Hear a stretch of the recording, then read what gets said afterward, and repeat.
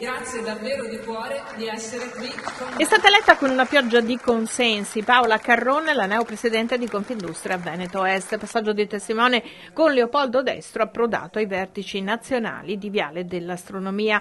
Capitale umano è la parola più volte ripetuta davanti all'Assemblea della Seconda Territoriale d'Italia. Il mio programma ho detto che si delineerà su alcune direttrici. La prima è sicuramente quella di creare servizi innovativi che possano sostenere e affiancare le imprese che stanno affrontando sicuramente un momento difficile, dove è un mercato che cambia veramente in modo repentino ed è anche difficile a volte da prevedere.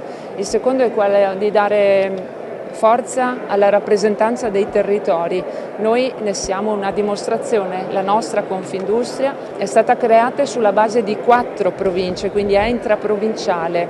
Abbiamo un'area che va messa in comunicazione, ma vanno anche evidenziate quelle che sono le particolarità di ogni territorio.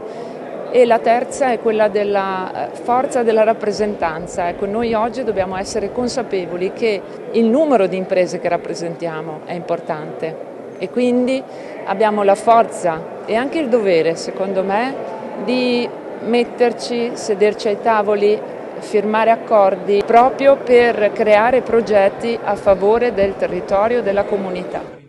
Chiedono gli strumenti per poter competere in un contesto complesso. Gli imprenditori vogliono investire. Industria 5.0, IRES premiale, costo dell'energia, attrattività, meno burocrazia, i passaggi elencati durante l'assemblea. Chi lascia gli utili in impresa per un 70%, di quel 70% ne investe un 30%, di quel 30% diversi capitoli, cioè quindi sull'ammodernamento dell'industria, sulla formazione, sul welfare, sui contratti di produttività, sulle nuove assunzioni.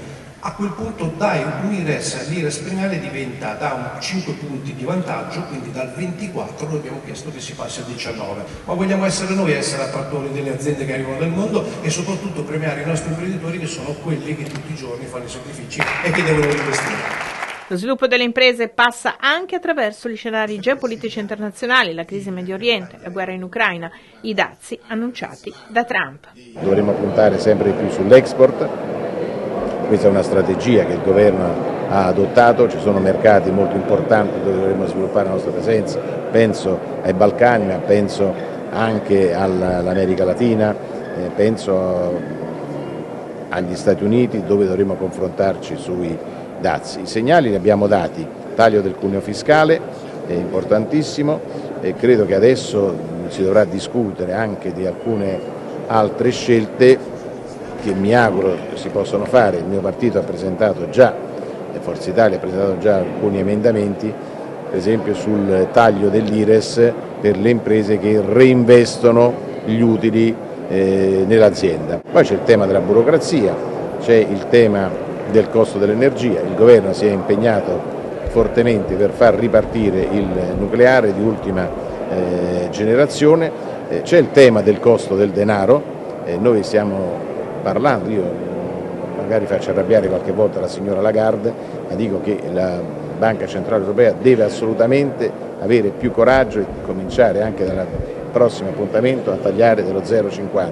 Dobbiamo aprire il mondo dell'università, flessibilità e difesa gesuitica del diritto allo studio, in particolare borse di studio e studentati. La Presidente Carrone è una persona in gamba, ringrazio il Presidente Destro per l'ottima collaborazione e il grande lavoro che abbiamo fatto assieme e so che Paola Carrone assolutamente saprà cogliere il testimone. È un momento congiunturale negativo, ma è pur vero che le nostre imprese, abbiamo 600.000 partite IVA, l'80% delle nostre imprese ha meno di 15 dipendenti, siamo davanti a imprese molto flessibili, molto internazionalizzate che sanno adeguarsi al mercato. Gentilezza, la cifra della neopresidente, e il pensiero vola alla sorella Barbara, imprenditrice prematuramente scomparsa. Adesso mi emoziono. Ovviamente a mia sorella Barbara,